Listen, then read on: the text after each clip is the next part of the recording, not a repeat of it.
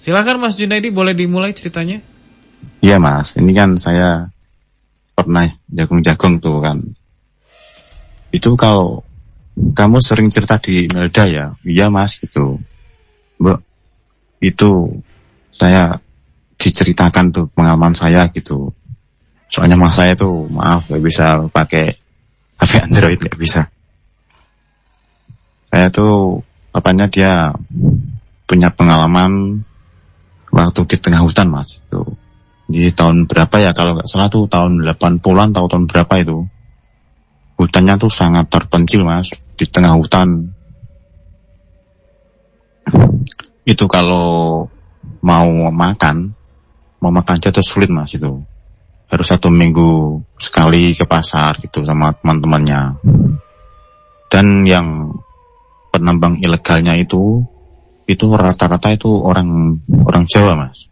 Ada orang Madura, ada orang Demak, ada orang Jepara. Tapi yang paling dominan tuh orang Demak Mas. Itu Mas. Dan di suatu ketika itu kakak saya itu dia mendengar orang yang minta tolong. Bilang tolong. Ada orang menjerit gitu, tolong.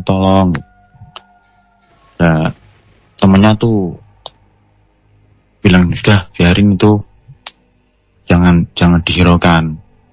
Itu orang-orang yang dulu tuh tertimbun di tambang itu, gak mungkin tertolong karena gak mungkin dicangkul kan, kedalamannya tuh sampai 10 meter. Nanti setelah dalam terus ya nge-L gitu Mas, nge-L terus kasih kotak gitu. Nah pas itu longsor Mas, jadinya tertimbun hidup-hidup di situ Mas. Kalau masalah di hutan itu sih Mas, wah itu hutannya katanya tuh ngeri sekali tuh Mas. Nggak ada listrik Mas, nggak ada Mas. Kalau buka listrik tuh pakai diesel Mas gitu. Berarti tempatnya tuh sangat primitif sekali waktu itu Mas. Itu jauh dari kota Mas. Yang ada tuh hanya suara burung dan suara monyet.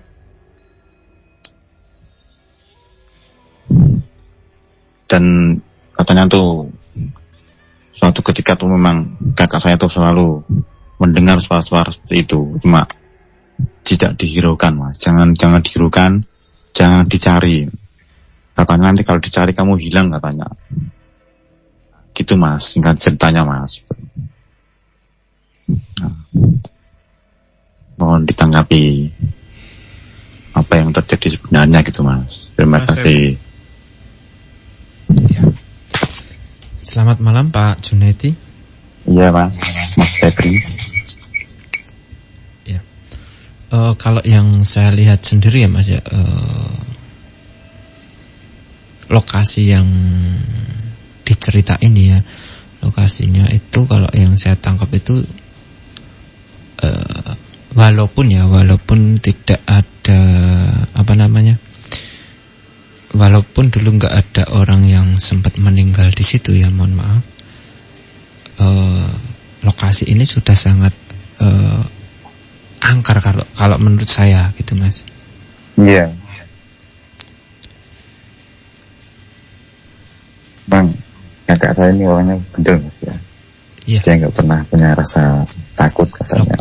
Dari lokasinya sendiri pun yang saya tangkap itu, yang saya lihat itu sudah sangat banyak sekali ya sosok-sosok asal yang ada di situ gitu. Istilahnya penghuni hutan situ gitu ya Mas ya, itu sudah sangat banyak sekali gitu. Dan dari segi umur pun sudah sangat lama gitu, bahkan ada yang sudah ribuan tahun gitu Mas. Kalau suara-suara yang sempat didengar sama kakaknya Mas Junaidi ya, kayak suara orang minta tolong seperti itu ya Mas ya. Itu kalau yang saya tangkap setelah saya telusuri, yang saya tangkap itu memang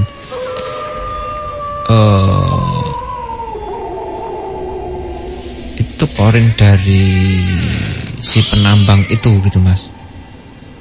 Si gitu, penambang Mas. yang apa istilahnya sempat meninggal di situ gitu, yang tertimbun tanah itu tadi gitu Mas.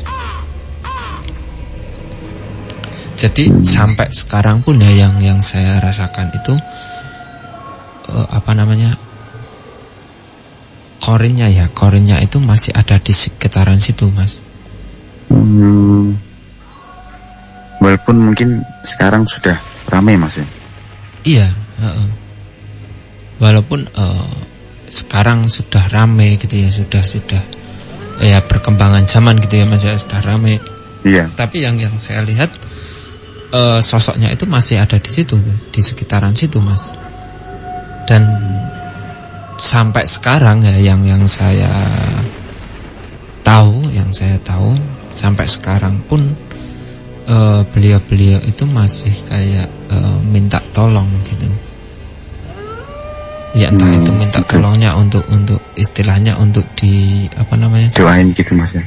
Untuk didoain seperti itu, terus minta tolong untuk istilahnya itu disempurnakan seperti itu, masih sampai sekarang gitu Mas. Itu kata Mas saya Mas, itu pernah coba menolong Mas ya. Mungkin beberapa waktu itu dicabut kepalanya, kena rambutnya itu lepas seperti helm, terkelupas gitu. Maksudnya Terus gimana? memang, Sorry.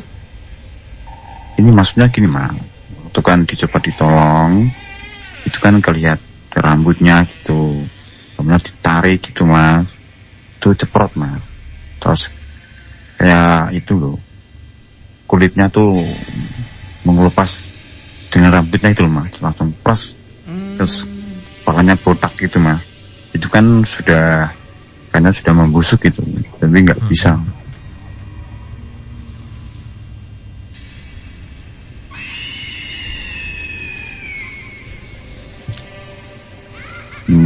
Ya kalau ya.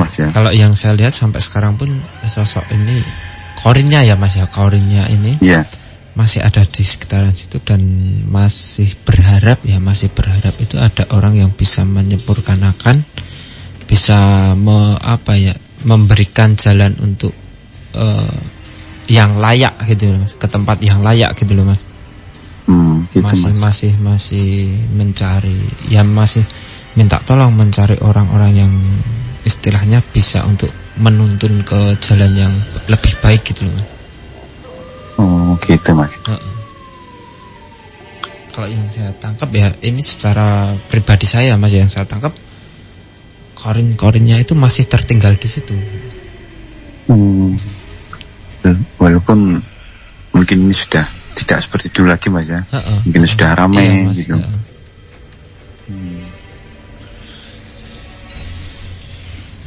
Cukup ya Mas Febi? Ya. Atau ada tambahan Mas? Mau cerita dikit lagi boleh Mas? Boleh. Ini gini Mas, saya mau cerita Mas. Waktu itu saya kan mau nikah gitu Mas ya. Itu saya itu mau pulang nggak bisa, padahal itu tetangga desa Mas. Dan suatu saat itu lah Mas ya, itu saya bersama istri saya Mas, kan mau nyebarin undangan gitu Mas ya. Itu memang saya ingat-ingat Mas, itu motor saya standarin di depan rumah kosong, dan di depan ada pagar yang agak tua gitu loh Mas. Saya sempat melihat rumah itu, wah ini rumah siapa kok serem gitu. Nah pada saat itu Mas, saya mau pulang dari teman saya itu nyebarin undangan, itu saya tidak bisa pulang Mas.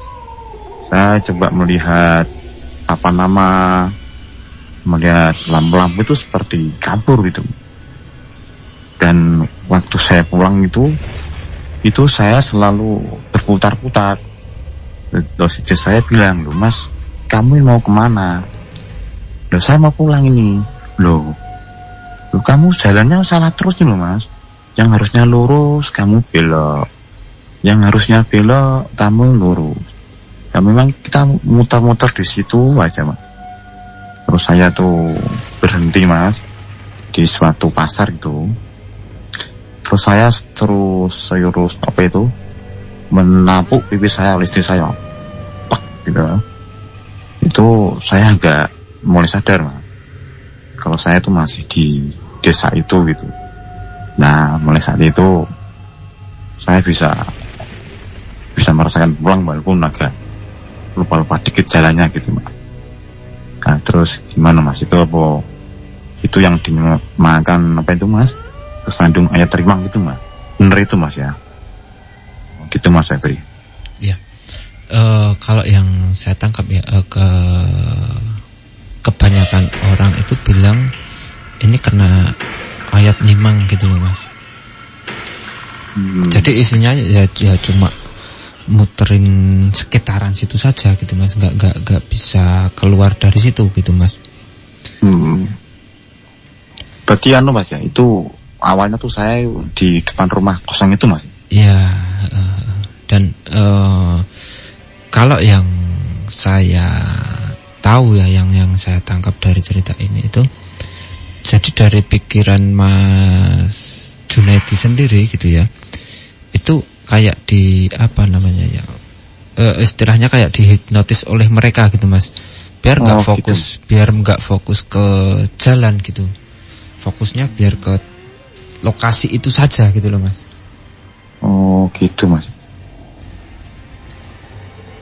Jadi Mas Junaidi walaupun apa ya, walaupun kelihatannya dari pandangan Mas Junaidi itu jalan ini udah benar gitu ya, tetapi nanti kayak secara tidak sadar Mas Junaidi ini nanti akan belok ke situ-situ lagi gitu mas.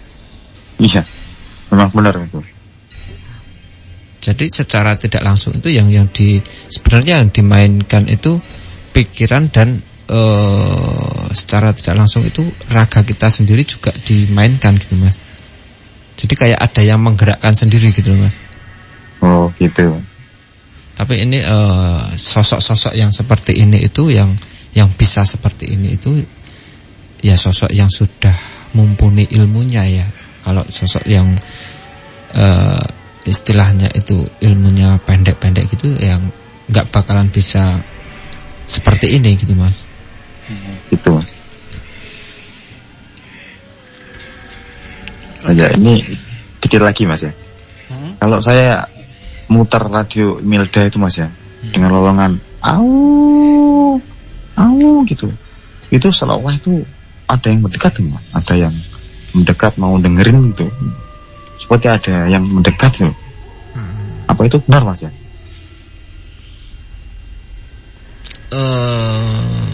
Setahu saya mas ya, kalau setahu saya setiap orang yang bercerita tentang hal-hal mistis, dunia-dunia gaib gitu ya mas ya, orang-orang yang bercerita tentang itu dan orang-orang yang mendengarkan cerita-cerita seperti itu, ini setahu saya ya mas ya, setahu saya pribadi, itu pasti akan disamperin oleh sosok-sosok yang tak kasat mata gitu.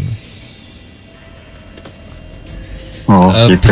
Bisa jadi apa ya, bisa jadi di tempatnya Mas Junaidi ini waktu mendengarkan nightmare ini ya mas ya, bisa jadi sosok-sosok yang ada di sekitar itu apa kayak mendekat sama Mas Junaidi walaupun nggak deket banget ya.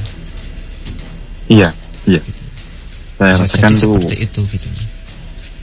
Seperti 2 meter gitu, 1 meter. Wah ini kok mungkin ya. Itu kalau yang saya tahu ya, yang saya tahu secara pribadi saya itu,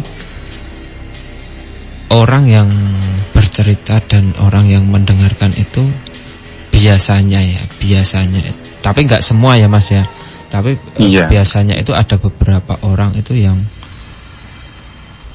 disamperin, maksudnya bukan disamperin untuk mengganggu orang tersebut ya, tetapi sosoknya itu ikut hadir gitu loh mas.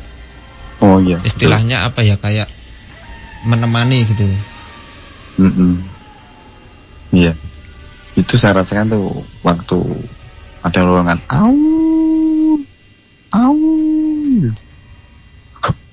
benar lain gitu. Soalnya lu Mas, saya kalau dengarnya saya sendirian.